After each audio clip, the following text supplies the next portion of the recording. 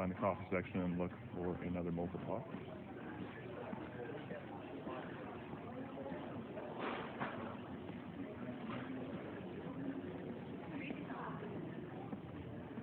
Looks like we're getting there. Oh, 5 little mocha pots. Here we are. $19.99. Identical to the one I used previously in the first video. That'll do.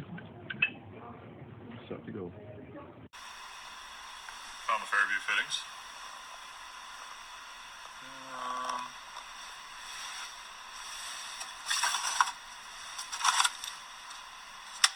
Kind of looks right.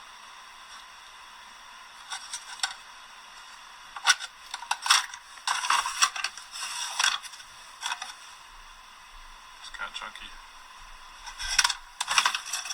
I think it's this one.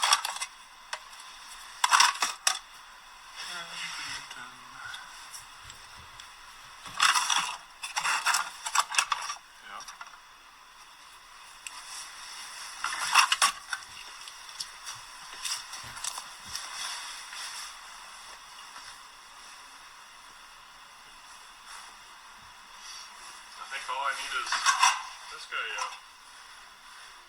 that's the valve. Now we're good. Hey guys, so you just seen me pick out my Fairview fittings. I found out after the fact, about a year later, after building my initial steamer, and just before I gave this unit to my sister, I thought I'd better do some research and see. And these fittings are not lead free. The regular standard Fairview fittings have lead in them, higher content than is allowable. So make sure you get the lead free ones for your steamer. You may have to do a little bit of searching. What I'm planning on doing is electroplating these. I've seen a video on YouTube. We're going to try it. Look pretty straightforward. So we're going to try and electroplate it with copper. Keep it safe and sound for use. Yeah. So side note. Wife's just making her way in. And here's the brand new mocha pot. We're gonna modify. This is a really handy little tool. You're gonna need one of these. The bigger ones don't quite fit in here. See, spin that sucker around and cut her off. But what we want to do is get our spacing correct. Put all your fittings together. How you want to see it.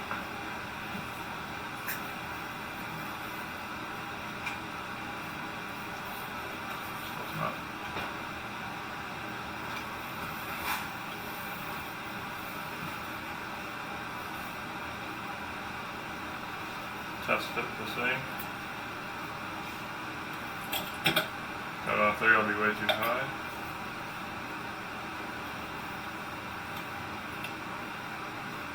Probably hurt the ground marker.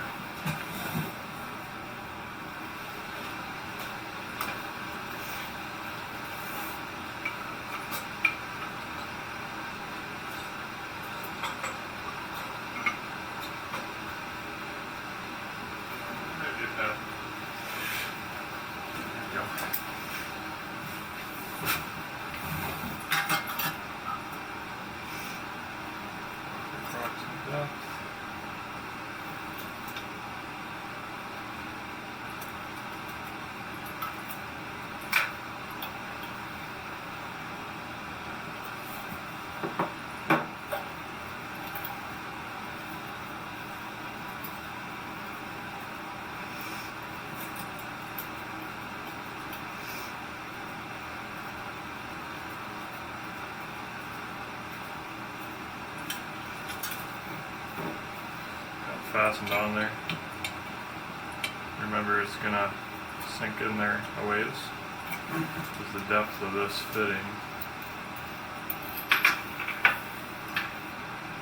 It'll actually go Put that far in.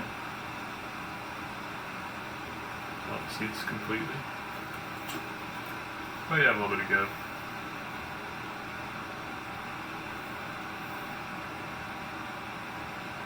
Yeah. Loosen it off, move it a little further down.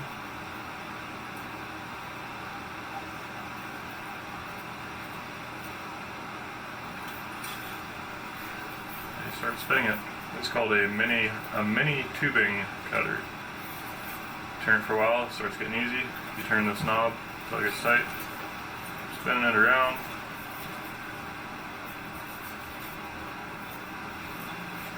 Tightening, spinning it.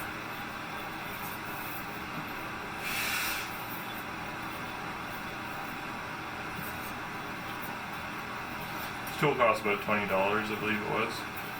I got mine from Home Hardware. I'm sure Amazon has some. eBay. Or almost any local hardware store if it's sizable.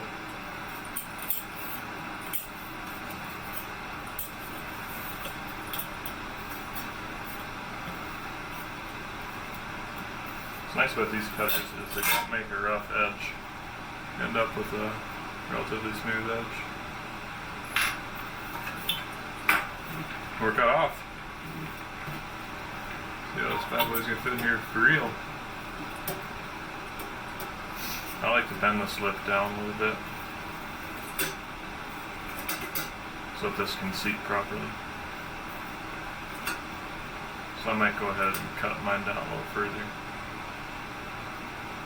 Or not, I think this is alright. Screw your gauge into here. We don't have one with right at the moment, but you know, it's coming.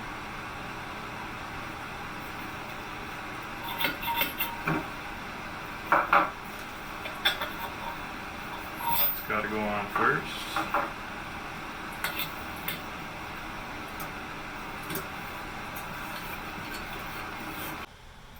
Here we got a little bit of modifications to do on the valve. You can see it. Not sure the camera will focus, but clicks in. That little washer's got some tabs. It's great for its intended purpose, but we're going to modify it a little bit. Make it more smooth action for when you're working on a stove. Okay, looks like I'm going to need a real screwdriver. Get right to it. Alright, take two. Got a real screwdriver, so that'll work better. Still not entirely cakewalk, but break it loose and away you go.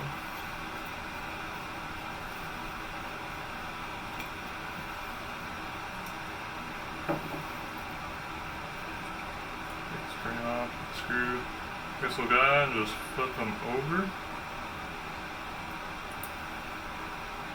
Should be able to have some smoother action. Kind of recommend taking them apart and boiling off all the grease. These rear valves are actually intended as drain valves on the bottom of a air tank, the air brake system on a truck, or any air tank really. They do work for this. So take some good degreaser type of stuff, dish soap, wash it off, get it real good, maybe boil it out. Stick it back together, so that washer bumps side up.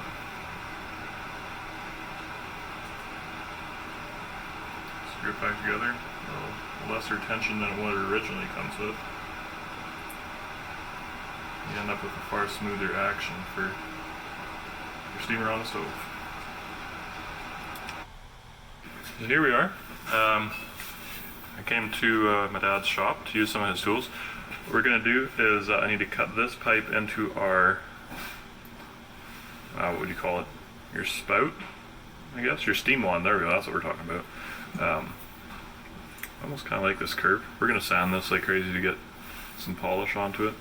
This stainless steel fuel line is what it is. We don't really know if it's food grade safe. I'm thinking stainless steel should be alright. So we made ours of. So yeah, I'll go ahead and cut this and try and bend it. At the other end of it, but kind of like the curve on it.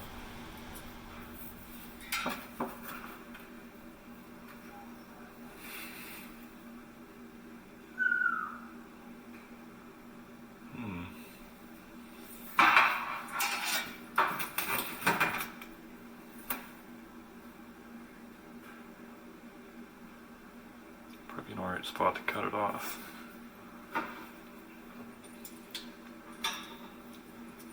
Purchased this stuff on Amazon. Let's see, All-Star brand is what I'm using.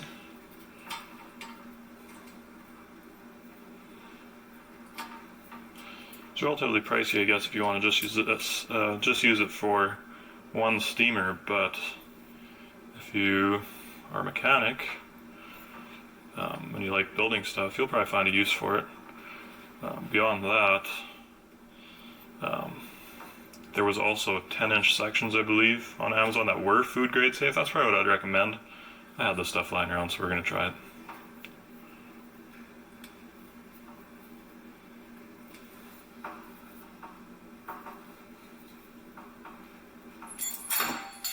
There she goes.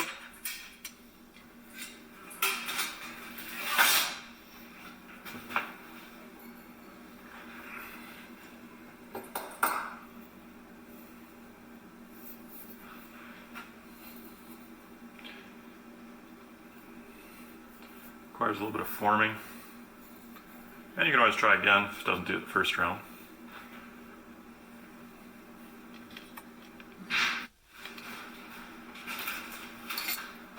Should have probably flattened it out a little bit more, but we're gonna just take a crescent here, try and get that. Oh, we're flattening it here. Whoops. Might end up cutting it shorter. But for the top curve, what I've found, if you have a jar or a bottle, kind of use it as your radius, it can work alright.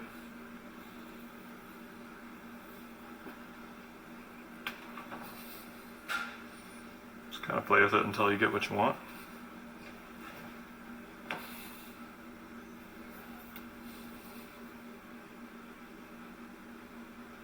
Yeah.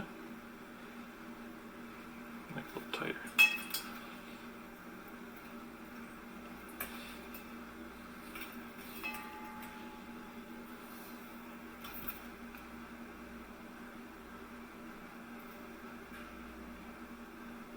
So that looks alright. Cut this bent portion off again, and away we go. Oh, fresh beginnings. There we go.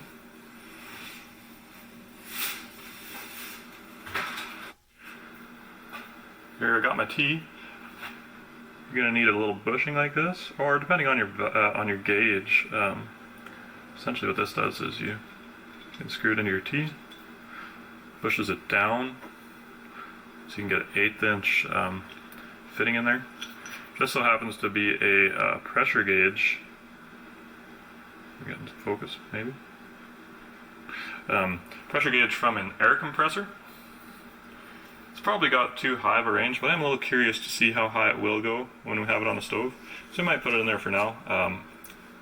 The plan eventually is to get a pressure cooker gauge. I believe that would be a lot closer, a lot more precise for what we're doing here. Kind of the same idea, stovetop pressure vessel. Yeah, so we'll try that. And the good part about using a mocha pot is you have this little relief valve here. On the earlier one I took it out and just tested there's a little spring and a ball there. Once the pressure is high enough in this canister, it'll compress the spring, opening the valve by pushing the ball out. So you can't really overpressure these things. They're designed with a relief valve. Now, freak accidents happen, these things stick. It is still something you want to kind of keep an eye on and not keep on the stove on high. But yeah, that's what we're going for. Put this together. Just sneak peek what it looks like. Tighten this nut in and hold this steady, and then that part is sealed. We're going to put some pipe tape on here as well, each of these fittings, which is all freshwater safe, so used in all of your household plumbing fittings. Changed my mind about the Teflon tape. We're not going to do that. We are going to just put a touch of solder on each one of these joints once we get it to where we want it. Turn them the right orientation, and yeah, try that.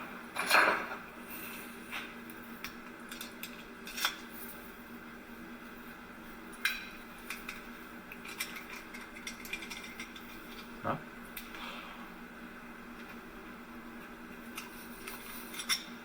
Oh, it's getting pretty close.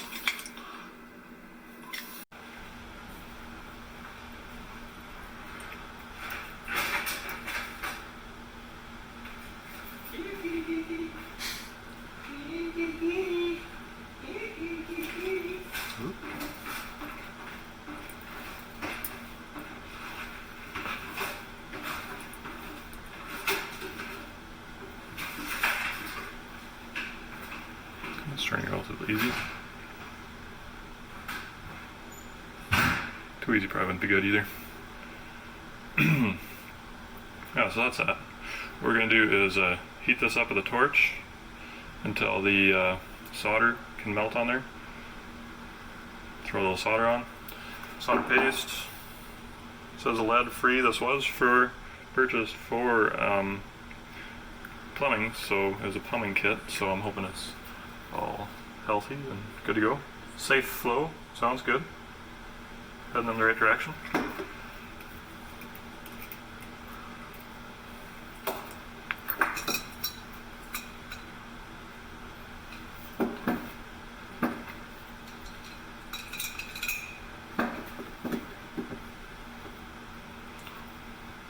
Give that a try. Alrighty, so I had to bait the torch into submission, but I think we're good now. I tried anyway. Oh, cool.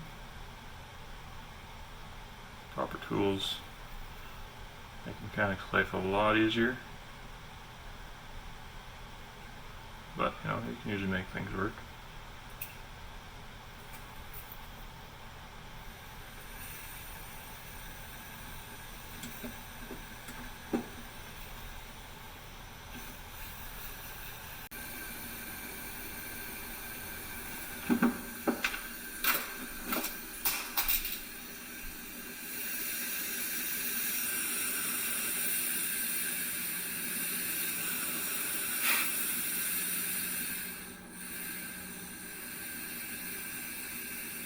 Playing with fire is very interesting.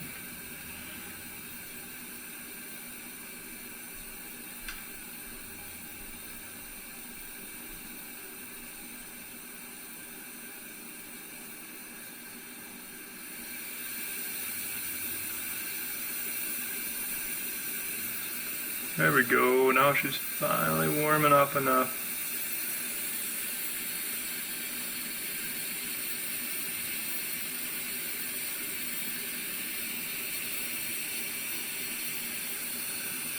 A lot of heat, a lot of time with some of this kind of stuff.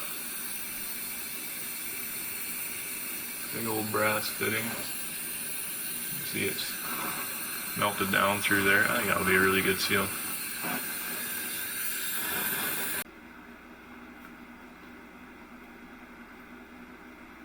This is what I'm using for a nozzle. It's a grease circ. Normally used for greasing equipment, food processing equipment sometimes, or generally anything that needs grease, I guess. It's for lubrication. What there is on this side, there's a little ball pushes against this side by a spring. So when you push your grease in, it pushes that ball, which pushes the spring and allows the grease to flow through. What we want to do is get rid of that spring and that ball. We're going to sand this portion off, this portion, so the spring falls out.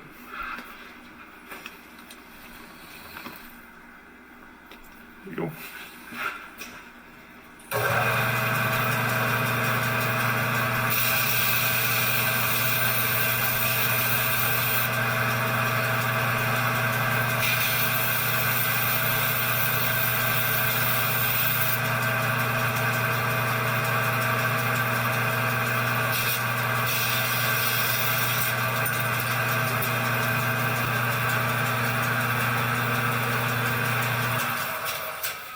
seen it or not, but there was our little springing ball flew onto the sander. Anyway, good to go now.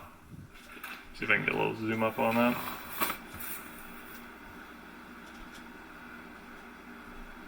Yeah, see light through there. Our new steam hole. Yep.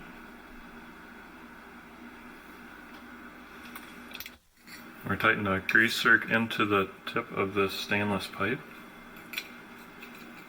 It's a little bit of a big crescent for this steel, but whatever. Work what you got, sometimes.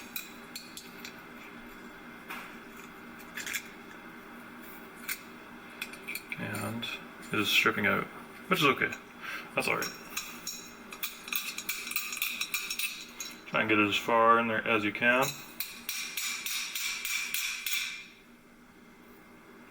Left with a little groove. That'll do already. Probably work. Oh, there we go. Get you in my camera. Come on in. Anyway.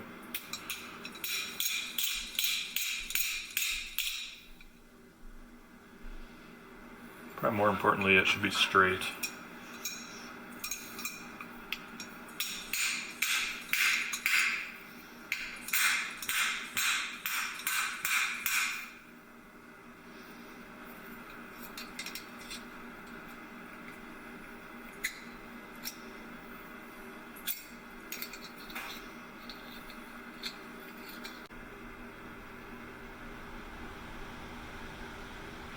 There's a slight gap there. You're going to want to fill that as much as possible, get it as close as possible, because it's a real hassle trying to clean it once you get milk and things in that crease between the tip and the nozzle and the pipe. So.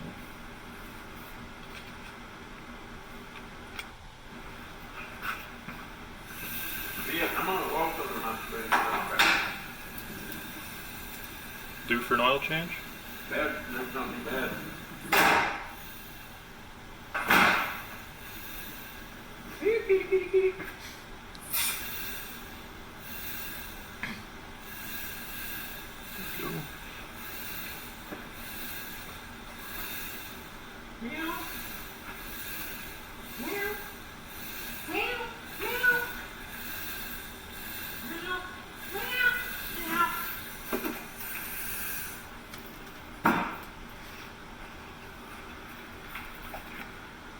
There we go, we're going to try that.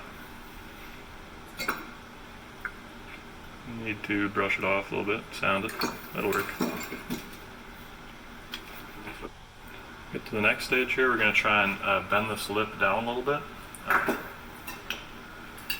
Accommodate for the bottom of the valve. That's kind of what we're looking at so far.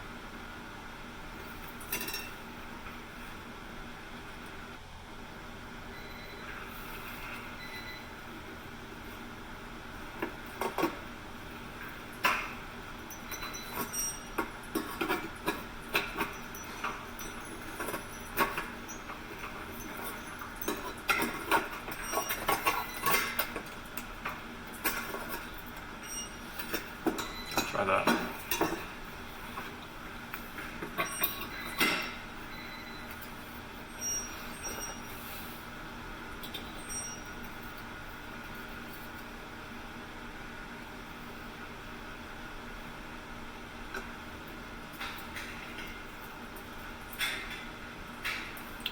little more on the tip.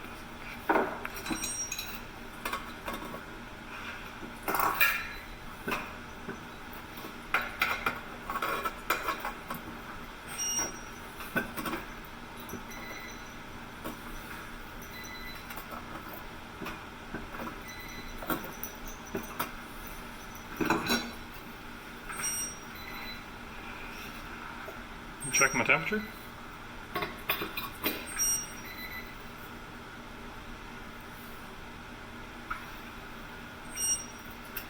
It's gonna work. Need to even it out a little bit more, maybe.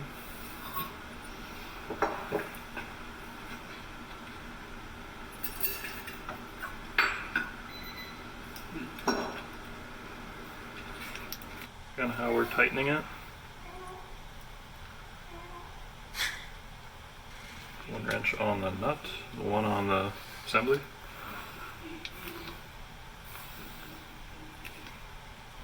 Okay, so this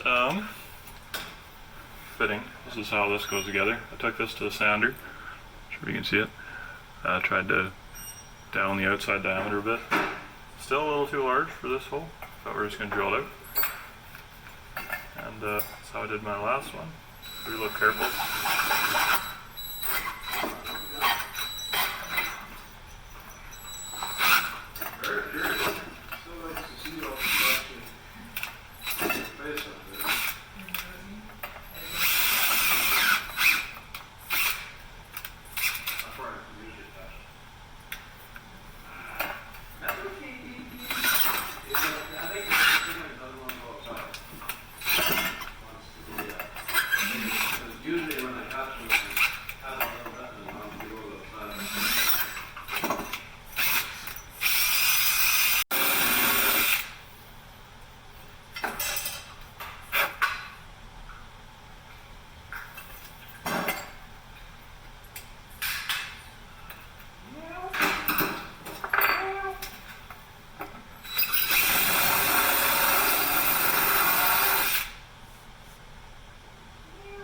Just take a little more sanding and then we'll be good. So I drew a marker on my pipe, inserted it till I got about 1/4 inch. I think that ought to do it. So made it back to the homestead here. Started polishing. You can see it looks a lot better already. Starting off with 150 grit. Go up to what we've used on our other steam wand is up to 5,000 or 6,000 grit, I believe it is. Amazon has that kind of sandpaper, but yeah, that's kind of your preference. But yeah, polish it up, make it look good, and away we go.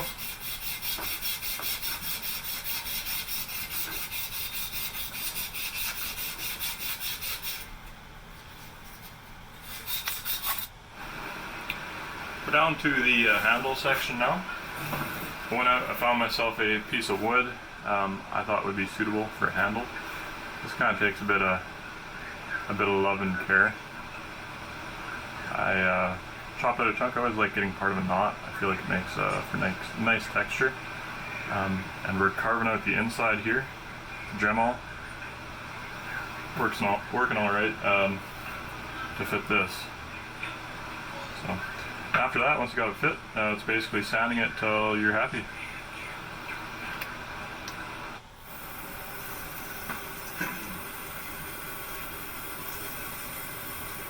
We've installed the pressure gauge. Seems like 30 psi is a good place to start steaming. Other things you've missed, we built the knob, we sanded it down, we stained it, installed it, had to drill this hole to get the gauge on, polished the nozzle, finished polishing it. I think that's more or less it. We are finding that the gauge gets pretty warm, so we've put some broccoli rubber bands around there to keep her going for now. Thinking about maybe a wood bezel over the top of it. So 30 psi isn't entirely accurate. This gauge started at 20, so it's more like actually 10 psi. For some reason this gauge didn't zero out. So. Need some milk now, eh? Mm-hmm.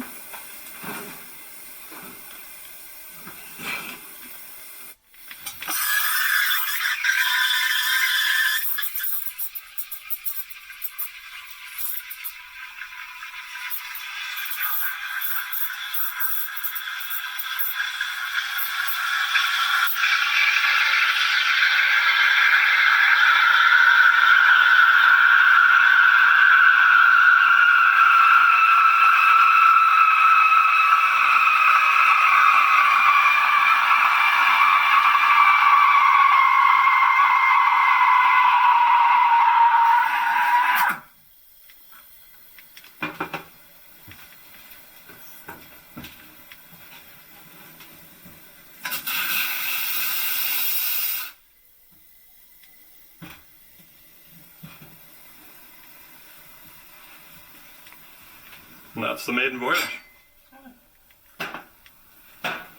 guess we're gonna, yeah.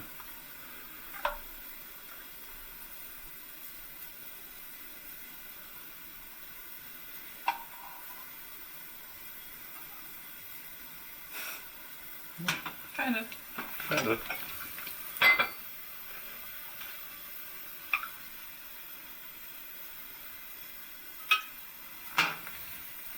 I hope you enjoyed that, folks.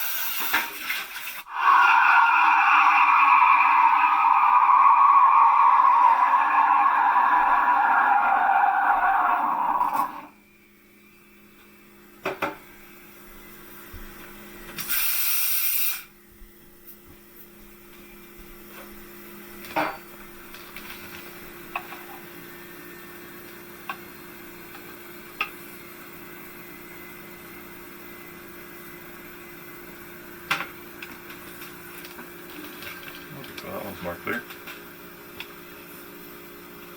Good job, Hal.